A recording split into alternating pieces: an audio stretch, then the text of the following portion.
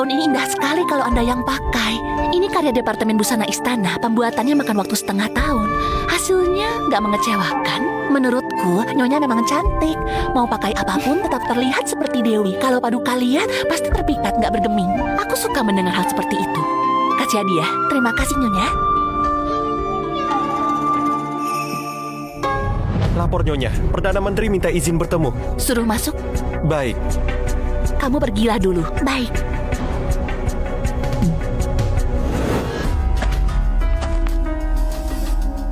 Salam hormat Nyonya.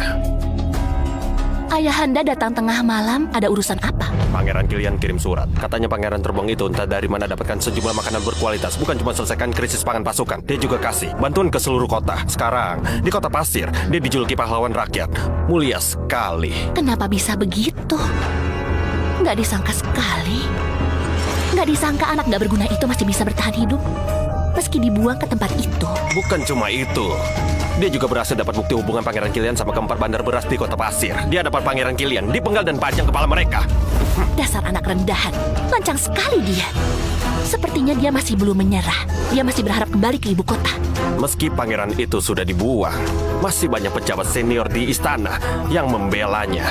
Kalau dia berhasil memperkuat posisinya, itu gawat buat kita. Jangan mimpi. Aku sudah bisa mengusirnya dari ibu kota. Tentu saja aku bisa bikin dia terpuruk dan gak pernah bangkit.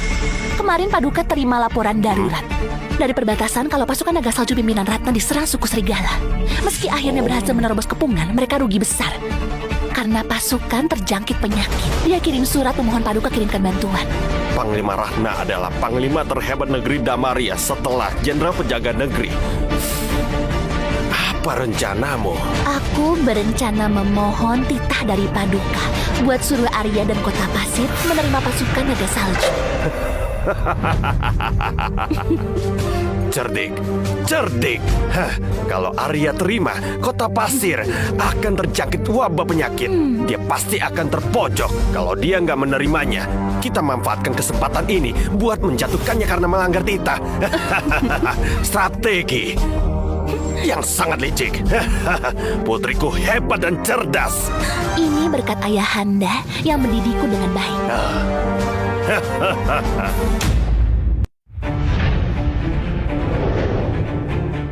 Vas pelangi, harganya 800 tel. Lukisan kaligrafi sakti, nilainya 5.000 tel. Lapor yang mulia, aset di gudang keluarga Hendra sebelumnya ditaksir 5 juta tel. Masih ada barang berharga lainnya yang gak bisa dihitung. Warga kota bahkan gak punya makanan. Harta di gudang para pedagang licik ini ternyata menumpuk setinggi gunung. Ini benar-benar mengejutkan. Ini baru keluarga Hendra saja. Yang lain gak sebesar keluarga Hendra. Tetap saja nilainya gak jauh beda. Ayo, ke gudang makanan. Ini, ya ampun, ini ada berapa banyak? Yang mulia, stok makanan di gudang ini diperkirakan jumlahnya nggak kurang dari 30.000 batu. Berapa? 30.000 batu. Satu batu makanan ini cukup buat rakyat makan selama beberapa bulan. Terus 30.000 batu ini bisa cukupi berapa banyak orang? Ini semua harta rakyat yang dirampas. Mereka pantas mati. Selain itu, kami juga temukan surat-surat ini.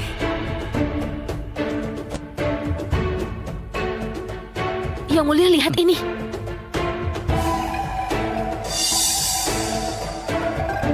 Selama ini adikku mengendalikan keempat bandar beras dan memanfaatkan jabatan, lalu memeras rakyat. Semua surat mereka ada di sini. Ini bisa jadi bukti kejahatan. Kenapa Anda nggak serahkan ke Paduka? Gak semudah itu. Dengan statusku sekarang, sulit untuk masuk ke ibu kota. Ditambah lagi dengan surat-surat ini. Meski berhasil masuk ke ibu kota, tetap saja susah bertemu Paduka. Bukannya semua jadi sia-sia? Belum tentu, suatu hari nanti aku akan kembali ke ibu kota. Semua ini akan jadi senjata buat jatuhkan mereka. Yang mulia, ada titah dari ibu kota.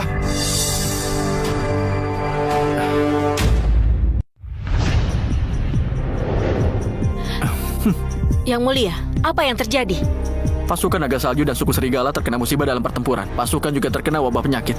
Istana suruh kita menjemput dan menampung pasukan naga salju. Pasukan yang dijuluki pasukan terkuat di negeri Damaria, pimpinan Panglima Ratna. Betul. Hamba juga sudah dengar soal perang itu. Katanya Panglima Ratna diserang tiba-tiba oleh musuh yang banyak. Tapi akhirnya bisa lolos dari kepungan. Memang berhasil lolos, tapi lebih dari setengah pasukan terluka berat, bahkan terkena penyakit menular. Kalau nggak segera diobati, takutnya pasukan terkuat di negeri kita bisa lenyap semua. Tapi kota pasir ini kecil. Bencana kelaparan baru saja diselesaikan. Warga pun belum pulih. Bagaimana bisa menampung ribuan orang itu? Lagi pula, mereka terjangkit penyakit. Sangat mungkin menyebar. Siapa yang bikin ide bodoh ini? Lancang.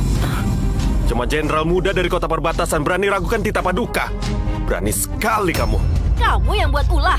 Dia mana bisa. Sekarang yang bisa bikin Paduka berikan titah seperti ini cuma bisikan dari permaisuri. Kakak mungkin salah paham sama aku. Kakak juga tahu pasukan naga salju adalah pasukan terhebat negeri ini. Hubungan sama mereka sangat penting. Permaisuri dengar kakak mengatur kota pasir ini dengan sangat tertib. Karena percaya kakak bisa memikul tanggung jawab ini, Permaisuri pun sarankan ayahanda turunkan titah ini. Kalau berhasil diselesaikan, pasti dianggap jasa besar. Kakak, jangan sampai mengecewakan niat baik ayahanda dan permaisuri, ha? Iya, kita nggak bisa terima ini. Bukan cuma pasukan naga salju yang celaka, warga kota juga akan terkena imbasnya. Nggak mau terima? Itu sama saja melawan Tita. Akibatnya bisa jauh lebih parah. Benar-benar keterlaluan. Perbuatan kalian ini, apa sudah pikirkan nasib warga kota dan pasukan naga salju? Ini Tita Paduka. Kalau kamu berani, coba saja melawan Tita. Kamu! Jenderal Pratiwi, bertengkar sama dia gak ada gunanya. Lapor!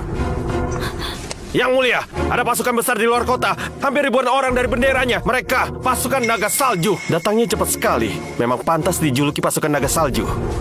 Ayo, kita lihat.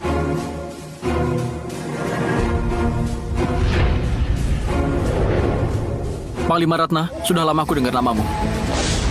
Panglima Ratna, kamu mau apa? Panglima Ratna, apa kau mau membunuhku? Ribuan prajuritku berjuang di berbagai perang sengit melawan musuh. Mereka susah payah selamat dari perang. Sekarang malah harus mati karena trik licik para putra kerajaan seperti kalian. Ini ada ribuan nyawa. Apa kalian para keluarga kerajaan anggap nyawa manusia seperti hewan? Panglima Ratna, aku mengerti tentang perasaanmu. Memang, semua yang terjadi ada kaitannya denganku. Panglima Ratna, tenang dulu. Yang mulia juga nggak bersalah. Dia juga korban. Kalau soal siapa yang salah, ada orang lain. Kalian kenapa? Lihat aku. Ini Tita ayahanda. Apa kalian mau berontak?